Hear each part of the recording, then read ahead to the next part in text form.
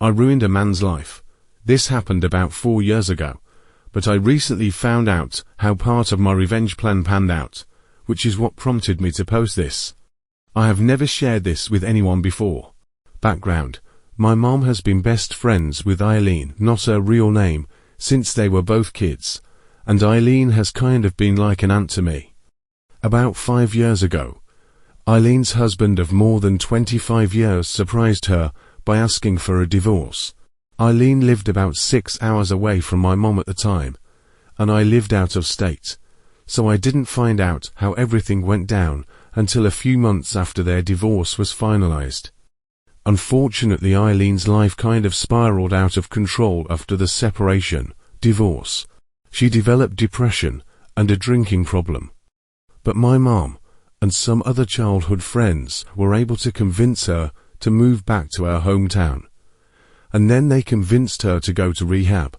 I moved back home shortly before Eileen went to rehab, and because my school work schedule was pretty flexible, I was able to house sit and take care of some stuff while she was in rehab.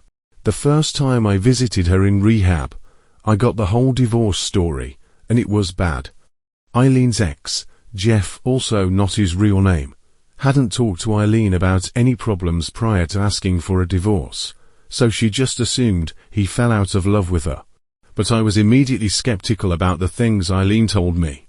First, Jeff, who was an executive at a pharmaceutical company earning mid-six figures, was fired from his job a year before they split up and decided to take a break before looking for another job.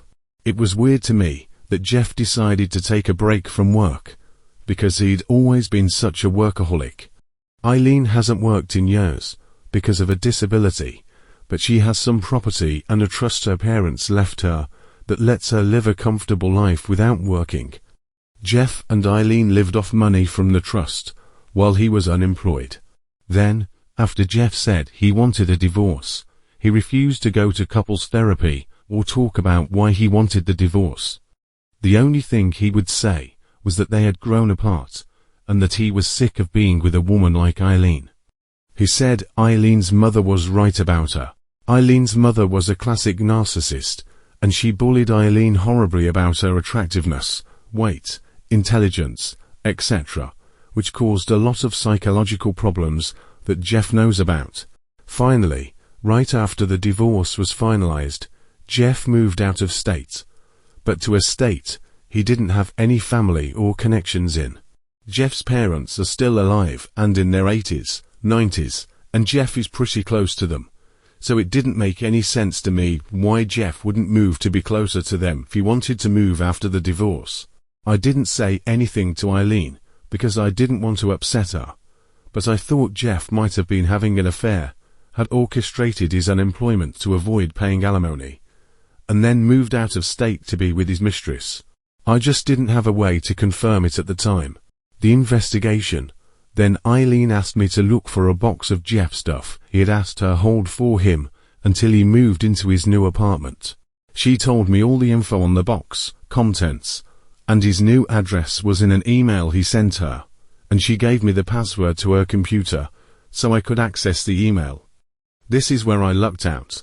It turns out Jeff had used her computer and set up his email on the computer. I accidentally clicked on the app for his email when I was searching for Eileen's email. I decided to take a peek at his email. The first thing I noticed was that he had mostly stopped using that email address 3 years before, which was about 1 year before he was fired. In a folder for digital receipts, I found a confirmation email for a dating site, either POF or Match, I can't remember which I think he saved there accidentally. I also found a verification email for a new email address. The investigation. I started to put together a speculative timeline of what happened. I guessed that about 3 years before, Jeff started an affair, and shortly after, he decided to get a new email address to help keep the affair secret. I wanted to access his dating profile to get more information, so I tried to use the forgot password feature to see if I could generate an email that would allow me to reset the password and log in that way. Unfortunately, the dating site didn't recognize Jeff's old email address. I thought I might be able to get into Jeff's new email using his old email to reset the password, and then, maybe, I could use the new email to get into the dating website. But I didn't want to risk locking Jeff out of his new email and alerting him until I knew more about what he'd done. And here's where I totally lucked out. The email app Jeff downloaded to Eileen's MacBook had a note feature, and super genius Jeff saved some passwords on notes. Most of the passwords weren't helpful, but I did get the password to the dating site and his Twitter and Netflix accounts. I logged into the dating site using his new email address and the password. I was able to read messages Jeff sent to another woman before he broke up with Eileen. The new mistress sent Jeff her email address in one of the messages. I searched Facebook for the mistress's email address and found her profile. I couldn't read the mistress's posts, but she left her photos public. She had recent photos of her and Jeff, so I knew they were still together. She also posted a photo of a construction crew breaking ground on a new home for her and Jeff, which was interesting, because I got the impression from Eileen that Jeff didn't have a lot of money after the divorce. Here's where my background is important. At the time, I was attending law school out back to my hometown for 1 semester for a legal residency, and I had access to Lexis database, specifically their public records database. I had spent a good portion of one of my summer internships tracking down property records and other assets to help recover judgments for clients, so I knew how to search for public records. The mistress had purchased several acres in a wealthy suburb several months before Jeff filed for divorce, and there was no mortgage listed on the record. I'd already found the mistress's LinkedIn page, so I knew she worked as an executive assistant before she moved out of state with Jeff. She didn't advertise her salary, but I doubted she could have afforded the property with her salary alone. It's possible she had money outside her salary, but I suspected Jeff gave her money to purchase the land before he filed for divorce. I also found an updated record in Lexis showing Jeff and the mistress as joint owners of the property. I called the county record office to confirm ownership of the property, dates, etc. The mistress had filed a quitclaim just 5 weeks after Jeff's divorce was finalized.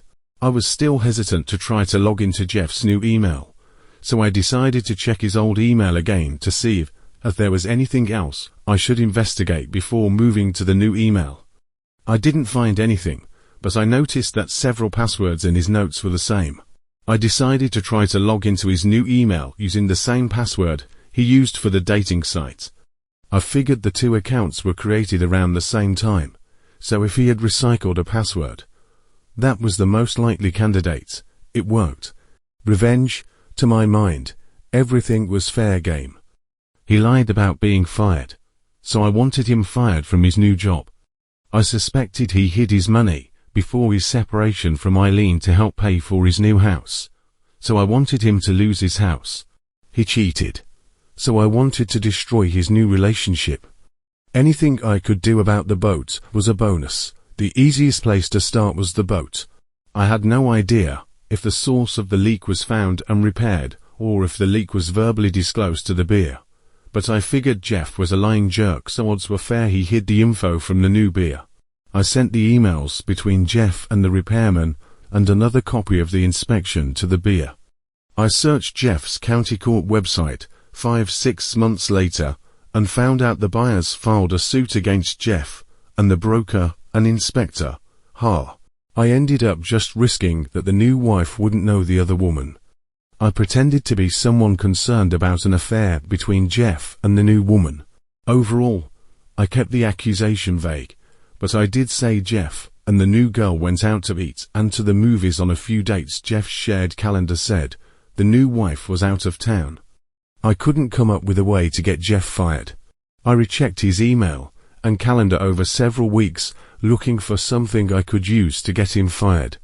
Eventually my legal residency got too busy to devote much time to revenge, so I decided to just let it go. Eileen recently reconnected with a friend she shared with Jeff, and that friend gave Eileen an update on Jeff. Eileen shared the details with me, and that's what reminded me of what I did and prompted this story. It turned out that I didn't need to worrying about sabotaging Jeff's career. By luck, the woman Jeff had been emailing was actually his assistant at his new job, and Jeff's new boss was his brother-in-law. Jeff and his new wife actually moved to her hometown, so she could be close to her family, and so Jeff could go to work for his new brother-in-law. I have no idea if Jeff actually was cheating. He told the mutual friend that passed this story on to Eileen that they hadn't been having an affair. It didn't matter to new wife, though, because she and Jeff got together when Jeff was already married. She didn't have a lot of trust for Jeff. She didn't believe Jeff's denials when I sent the email about him having an affair. She filed for divorce, and Jeff's brother-in-law boss fired him. And since the construction was delayed, the new house wasn't finished when Jeff and new wife divorced. They had to sell an unfinished home, and Jeff took a big financial hit. TL, doctor, asshole cheated on a family friend and weaponized her mother's abuse against her. So I took his job. His new wife got him sued, cost him money when he had to sell property in his divorce, and messed with him in petty, inconsequential ways.